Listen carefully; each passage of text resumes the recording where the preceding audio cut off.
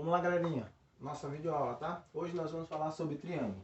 Antes de tudo, vamos definir o que é o triângulo, né? Figura geométrica plana que possui 3 lados e 3 ângulos, tá? Com base nisso, foi visto já na última aula, tá? Aí o material de vocês ainda dá mais uma informação. Pessoal, ó, o triângulo é a única figura geométrica plana que ela não é mutável. Ou seja, não dá mais para modificar. Depois que você define o valor das medidas dos lados e dos ângulos do triângulo, depois que você forma ele, não dá mais para mexer em nenhum valor para que ele mude de posição.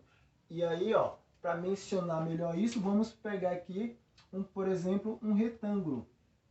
Eu posso desenhar um retângulo assim, ó, ou eu posso desenhar ele assim, com as mesmas dimensões, tá? Observe que você mudou o valor do seu ângulo, mas em compensação, os seus lados ficaram com as mesma medida. Ele não muda a medida, tá? Se você tiver um triângulo, não dá para você fazer isso, tá? Depois que você define o triângulo, não dá para você mais mexer nele para ele ficar mais um pouquinho inclinadinho do que o outro, tá? Não dá para fazer isso. Por isso que ele é dito uma figura não mutável. Beleza? Com base nisso, nós vamos logo para a definição de seus elementos. Elementos de triângulo. Então aqui eu fiz um triângulo, o meu triângulo é um triângulo ABC, com os ângulos alfa, beta e lambda, e os seus lados aqui eu nomeei como sendo Azinho, Bzinho e Czinho, porque são lados opostos ao vértice, tá? E o vértice, como é a letra maiúscula, eu coloquei para representar o lado a letra minúscula. O vértice, como é letra maiúscula, representei o lado com letra minúscula. O vértice, a letra maiúscula, representei o lado com letra minúscula.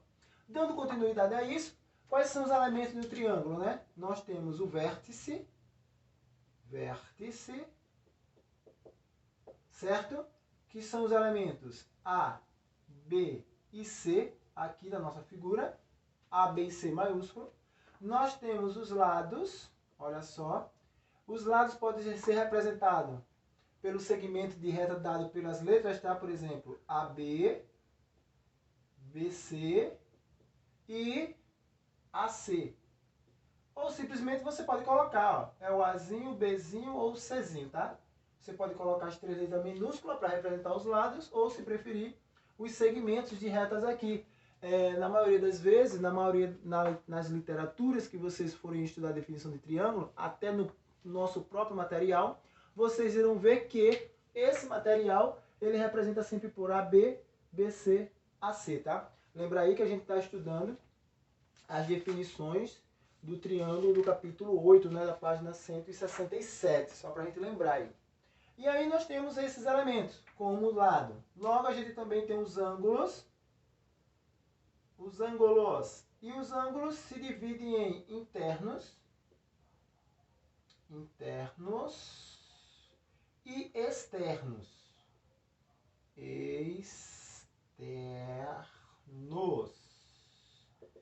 Certo, pessoas? E aí para os ângulos internos a gente tem alfa, beta e lambda.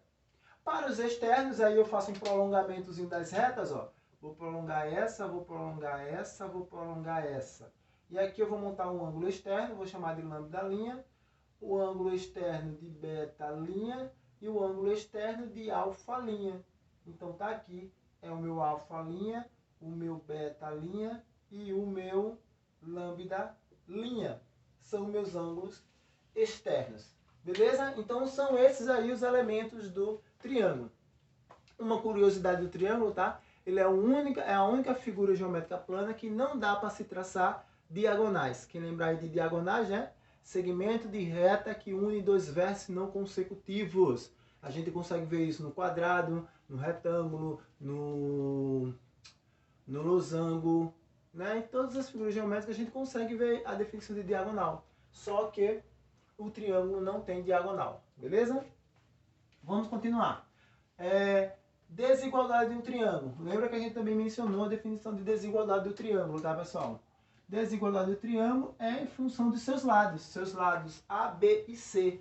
Por definição, eu tenho o seguinte, ó, que um lado do triângulo ele sempre vai ser menor do que a soma dos outros dois e que ele é maior do que a diferença dos outros dois. Sempre vai acontecer isso, tá? Isso acontece para A, vai acontecer também para B e para C, tá? sempre vai acontecer essa definição. Aí aqui eu vou ter A menos C, aqui eu vou ter A menos B. Da mesma forma que eu vou ter aqui A mais C e A mais B. Isso aqui é válido, tá? Você vai pegar os valores dos seus três lados e você vai fazer essa comparação. Lembra que a gente já tinha mencionado isso, tá? Para aqueles que participaram da nossa última aula remota, nós vimos essa definição e fizemos alguns exercícios, tá? Tem até o exercício aí do modo do livro para que vocês possam fazer e verificar essa situação. Passada a definição da desigualdade de triângulos, a prova, né? Se isso aqui não for verificado, tá? Lembrando que você tem que fazer os cálculos para os três lados, porque se apenas um único lado falhar na situação, ele não é triângulo. As dimensões dadas não formam um triângulo, tá? Lembrem disso. Vamos lá. Passando para a classificação do triângulo, tá? O triângulo se classifica de duas formas, tá? Quanto ao lado e quanto ao ângulo, tá? Quanto ao lado, ele pode ser equilátero, ele pode ser isósceles e ele pode ser escaleno, tá? Essas são as três definições. Acompanhe aí no livro de vocês na página 169, tá? Quanto ao lado, equilátero, isósceles ou escaleno. Definição de cada um desses para que a gente possa entender. Equilátero são triângulos que possuem lados congruentes, tá? Lados com a mesma medida e ângulos internos congruentes, certo? Lados com a mesma medida, todos os lados são iguais e os ângulos internos são congruentes, certo? Por definição, aí a gente tem nosso triângulo equilátero. Mesmo lado e ângulos internos iguais. Isósceles, ele possui apenas dois lados iguais. Uma curiosidade do isósceles é que ele possui dois lados iguais e os ângulos que formam a base do triângulo também são congruentes, tá? Vou fazer um esboço aqui só para a gente ter ideia do que eu estou falando. Tá aqui o meu triângulo, ele é isósceles, porque esse lado é igual a esse. Por definição, esse ângulo também é igual a esse, tá? Isso aí funciona no isósceles. E para o escaleno é um triângulo que tem todos os lados diferentes. Quando eu tenho um triângulo que possui todos os lados diferentes, ele é chamado de triângulo escaleno, tá? Isso foi quanto ao lado. Quanto ao lado, nós temos essa classificação. Quanto aos ângulos, vamos lá agora, ângulos.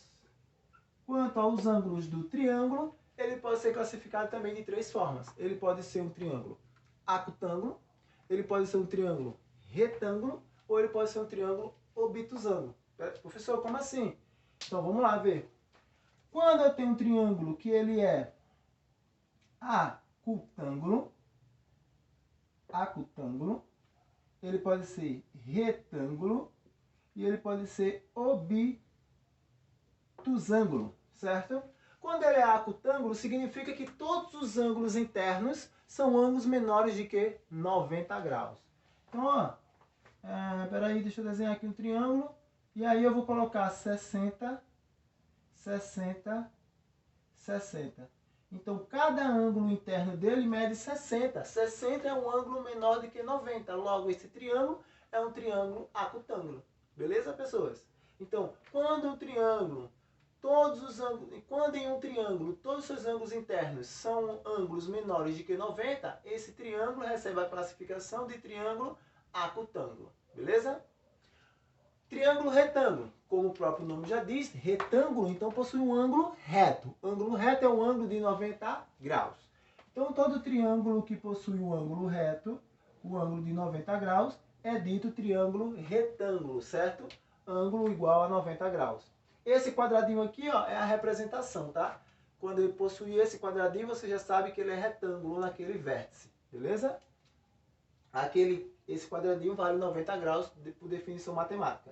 E por último, o triângulo obtusângulo. Para que um triângulo seja obtusângulo, ele precisa ter um ângulo maior que 90. Um único ângulo maior que 90, ele se torna um triângulo obtusângulo. E aí a gente tem como exemplo, vou só colocar aqui só para descargo de consciência, tá? Um ângulo de 120 graus. Tá ali, ó.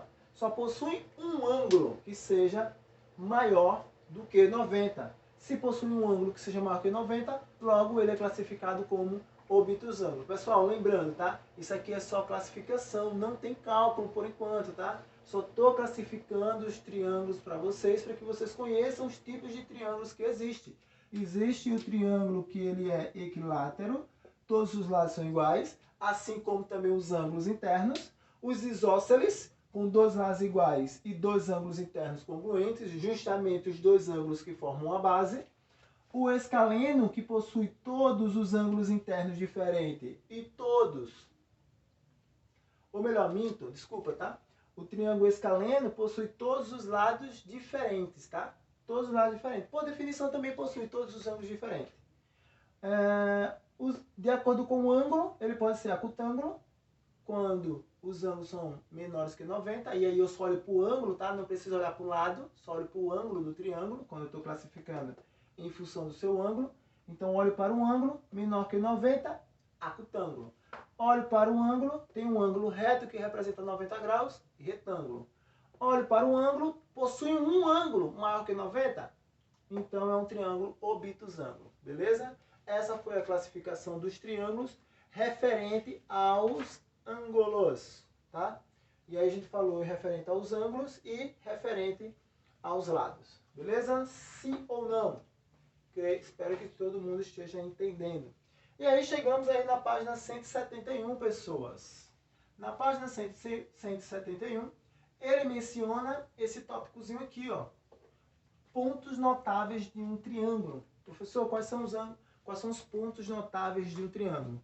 Um triângulo tem 4 pontos notáveis, tá? Ele possui o baricentro, o incentro, o ortocentro e a mediatriz. São os 4 pontos notáveis que ele possui. Mas para a gente poder entender melhor esses pontos notáveis, falei nele agora, tá? Mas a gente vai entender um pouco mais à frente. Nós precisamos primeiro entender o que é serviana. Anotem aí no material de vocês, pessoal. Serviana nada mais é do que um segmento de reta que parte de um vértice e toca ao lado oposto a esse vértice, tá? Dentro de um triângulo. Vamos lá novamente. Desenhar um triângulo aqui para vocês. Tá aqui meu triângulo. Quando eu venho do vértice A com um segmento de reta que toca o lado oposto, esse cara aqui se torna uma serviana. É a nossa serviana, tá? É um segmento de reta que partiu de um vértice e tocou o lado oposto. E aí essa serviana ela pode ser dividida em 3. Lembrem aí, tá? Serviana, segmento de reta que parte de um vértice e toca o lado oposto do triângulo. O lado oposto é esse vértice do triângulo. Beleza? As servianas podem ser 3. Quais são elas? Elas podem ser bissetriz. Bissetriz nada mais é um segmento de reta que divide um ângulo em dois ângulos congruentes, tá? Vou dividir um ângulo em duas partes iguais. Ela pode ser mediatriz, ou melhor, mediatriz não, mediana. O que significa ser mediana? É quando a serviana sai do vértice e toca o ponto médio do lado oposto a esse vértice, tá? Então, por exemplo, aqui, ó, se essa serviana fosse a minha mediana, esse ponto aqui seria o ponto médio, ou seja, esse lado seria igual a esse, tá? É a definição de mediana. E também pode ser altura relativa. Quando a serviana passa a ser altura relativa, ela toca o lado oposto, formando um ângulo de 90 graus. Então vamos lá tentar aqui mostrar para vocês essas 3 situações, tá, pessoas? Vamos lá. Então aqui eu tenho, ó, bissetriz. Esse ângulo é igual a esse. Então, esse segmento de reta foi a minha bissetriz. Vamos lá agora para a altura relativa. Altura relativa. Olha só. Aqui é um ângulo de 90 graus. Então, essa serviana, ela é a altura. E, por definição, eu tenho a mediana. A mediana toca o lado oposto, vamos supor que seja aqui, tá? No meu ponto médio. Esse segmento é igual a esse segmento. Então, eu tenho aí as 3 servianas para vocês, né? Estou mostrando para vocês. E aí, tem algumas curiosidades sobre essas servianas. Porque todo triângulo possui 3 servianas, tá? Por que 3 servianas, professor? porque de cada vértice vai partir uma serviana.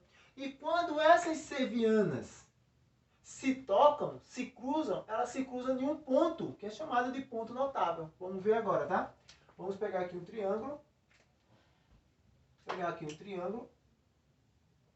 E aí eu vou passar aqui, ó, 3 medianas. Essa é a mediana desse lado. Essa é a mediana desse lado. E essa é a mediana desse lado. Observe que elas se cruzam em um ponto. Esse ponto aqui, ó, é chamado de baricentro. É o nosso baricentro. É o nosso baricentro, certo? Então, o cruzamento de 3 medianas no triângulo resulta no baricentro. Professor, o que é que significa o baricentro? Nada mais é do que o ponto de equilíbrio do triângulo. Se eu pedir para vocês desenharem um triângulo aí na casa de vocês, certo? E aí vocês traçarem a mediana desse triângulo, e depois vocês pegarem com a ponta do lápis ou com a ponta da caneta, colocar o triângulo em cima da ponta do lápis, tá? Bem no ponto do baricentro, você consegue equilibrar o seu triângulo, tá? E aí vocês podem fazer o triângulo de qualquer forma. Pode fazer de madeira, pode fazer de papelão, pode fazer qualquer coisa. Contanto que depois você tem que traçar direitinho, tá? Com medidas exatas, o baricentro. Quando você traça o baricentro, que você coloca lá, ó, o triângulo em cima da ponta do lápis, bem no baricentro, você consegue equilibrar o seu triângulo, beleza? É para isso que serve o baricentro. E aí, quando eu traço um triângulo que o encontro dado é o encontro das bissetrizes, tá? Aqui são as bissetrizes. Anotem aí, tá? Para vocês conseguirem diferenciar. Quando eu tenho o encontro das bissetrizes, nós temos o incentro.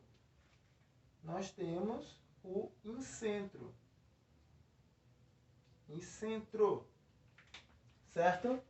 E por definição, quando eu tenho o cruzamento das alturas relativas, vamos lá novamente, desenho o triângulo, e aí a gente vai ver as alturas relativas. Altura relativa, altura relativa, altura relativa, tá? Ou seja, os ângulos formados aqui, ó, são tudo ângulos de 90 graus. Esse ponto de encontro aqui é o nosso ortocentro. Ortocentro. Certo, pessoal? Pessoas. Esses são os pontos notáveis, tá? Pontos notáveis de um triângulo. Eu preciso conhecer as servianas, que as minhas servianas elas podem ser bissetriz. Vou até copiar aqui, tá? Eu tenho a bissetriz,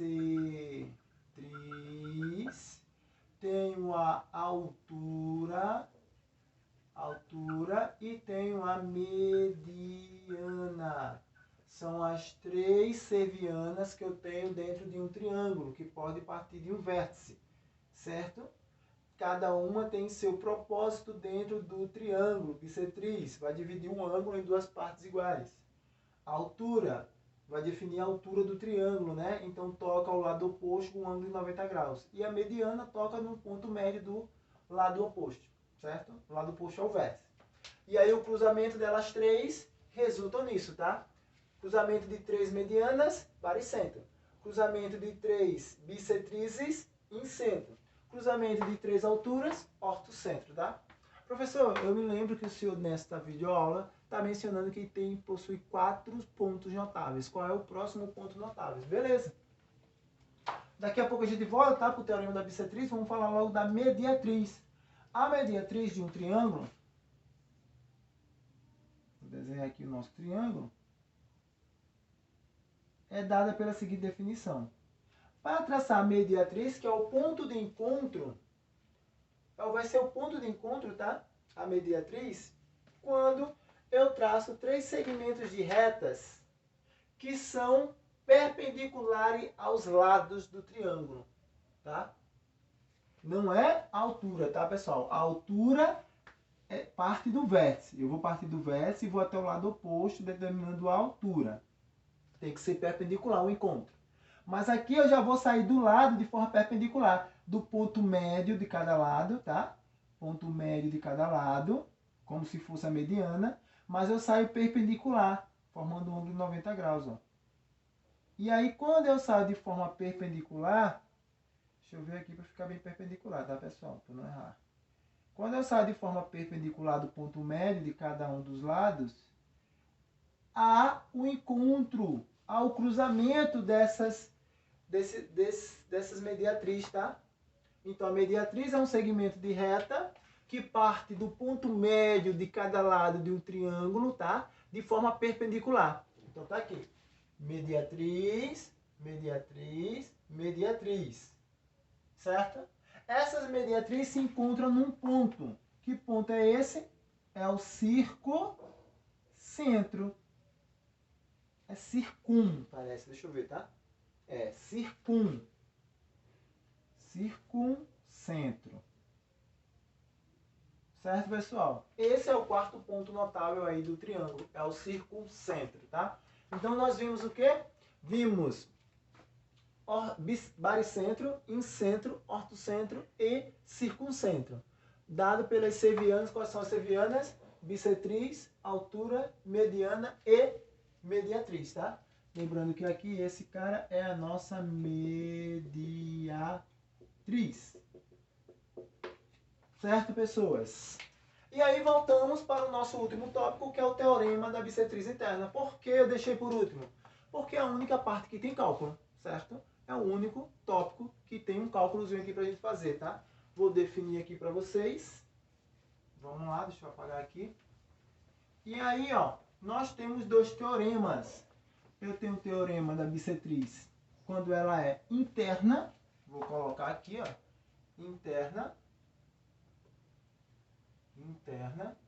E eu tenho o externa. Da externa. Vamos logo lá para o da interna, tá, pessoal? Então, olha só. Dado um triângulo ABC, eu vou passar aqui, ó, a bissetriz, né? Bissetriz vai dividir esse ângulo em duas partes congruentes. Tá aqui. Esse lado é igual a esse. Quando ela faz isso, vou colocar aqui um D. Ela está dividindo o seu triângulo em segmentos proporcionais, certo? Vou chamar aqui de Czinho, aqui de Bzinho. Aqui antes tudo era tudo A, né? Era tudo Azinho, né? Que é o lado oposto ao vértice A. Porém, quando eu passo a bissetriz, ela dividiu esse lado em dois segmentos, que eu vou chamar de M e de N. Poxa, professor, o senhor está voltando lá para relações métricas. É como se fosse, tá? Como a gente já estudou, eita, a gente nós ainda vamos estudar, né? Relações métricas, na verdade. Então, mas é parecido com relações métricas, certo, pessoas? A gente vai aprender lá quando estivermos no 9º ano. Mas olha só como é que fica isso aqui, tá? Por definição, eu posso dizer que C está para M, C está para M, assim como B está para N. Porque são segmentos que eu posso dizer que eles são proporcional, tem uma proporcionalidade entre eles, tá? E para resolver, faço meio pelos extremos. Beleza? Sim ou não? Lembrando que, por definição, o meu A, aqui, ó, o meu A, ele é M mais N, tá? Eu posso separar alguma coisa aqui. Certo, pessoas? Não se engane nisso. Por exemplo, eu posso colocar aqui no lugar de M, eu poderia colocar assim, ó. É A menos N igual a B sobre N. Por que eu coloquei aqui A menos N? Porque se eu passar esse N para o outro lado, o meu M vai ser igual a menos N, que é justamente isso. Então, eu posso fazer isso aqui, tá? Eu posso fazer essas relações aqui. Então, aqui está a definição do teorema da bissetriz quando ela é interna. Basta que você saiba que, ao passar a bissetriz, certo? A bissetriz interna de um triângulo, ela vai dividir o lado oposto ou melhor, ela vai dividir esse triângulo em segmentos que são proporcionais. Ou seja, esse segmento é proporcional a esse segmento é proporcional a esse, e você monta a sua razão, certo? Da mesma forma que eu montei de C para M, eu posso fazer M está para C, assim como N está para B. Posso fazer o inverso, tá? M está para C, assim como N está para B. Esse é o teorema da bissetriz interna, simples e fácil. É trabalhar com proporção, é a mesma coisa do teorema de Tales, tá? Lembra aí. E aí chegamos no teorema da bissetriz externa. Então vamos lá. Dado o triângulo, vou aqui desenhar um triângulo básico aqui pra gente, tá? Bem pequenininho aqui, porque eu preciso que ele tenha algumas características. Então aqui, ó, estico pra lá e venho pra cá, beleza. Tá aqui o meu triângulo. E aí, ó, se a bissetriz é externa, então tá passando por fora do triângulo, é isso? Então aqui, ó, vou fazer o prolongamento desse lado. E aí o prolongamento desse lado do triângulo. Automaticamente, ó, o meu ângulo é esse, onde eu vou passar a bissetriz. Pô, passei a bissetriz. Essa bissetriz é interna. Lembrando que o meu triângulo é o triângulo ABC. ABC. E ele ganhou o ponto D. Tá? Ganhou um ponto D. Logo, aqui é o meu Azinho, aqui é meu Bzinho e aqui é meu Czinho. Beleza, pessoas? E aí, o que é que eu tenho? Esse lado todinho aqui, ó, esse cara todinho aqui é a projeção, essa projeção, então esse vai valer M e esse pedacinho aqui vai valer N. E fica a mesma característica daqui, tá? A montagem é a mesma. Eu posso dizer o seguinte, que C está para M, assim como B está para N. Só que um detalhe aqui, M agora ele é igual a A mais N. Muda essa característica, tá? Em relação a essa. Mas a proporção é montada da mesma forma. Não esqueçam, tá? C está para M, só que M agora é o todo. E B está para N. Certo, pessoas? É só vocês pegarem essas situações aí, para que a gente possa trabalhar melhor com essas definições. E aí, para que vocês não fiquem sem fazer nada, né? Viu tanta teoria, professor, não vimos cálculo nenhum. Então, vamos lá. No módulo de vocês, ele dá a definição de alguns exercícios que já são resolvidos. Então, refaçam esses exercícios antes de ir para os exercícios que eu vou pedir para vocês, tá? Então, anotem aí, por favor, as páginas, né? Vamos lá, deixa eu ver aqui, tá? Eu já havia pedido o exercício da página 169 para vocês, né? Eu já havia pedido esse exercício. Não sei se vocês fizeram, mas vamos lá. 169, 170, 170, 170, 175 e 176. Certo, pessoas? Esses são os exercícios que eu estou passando para vocês fazerem. E na nossa próxima aula, na nossa aula remota, nós vamos fazer a correção desses exercícios, tá? Bom estudo para todos vocês. Tchau!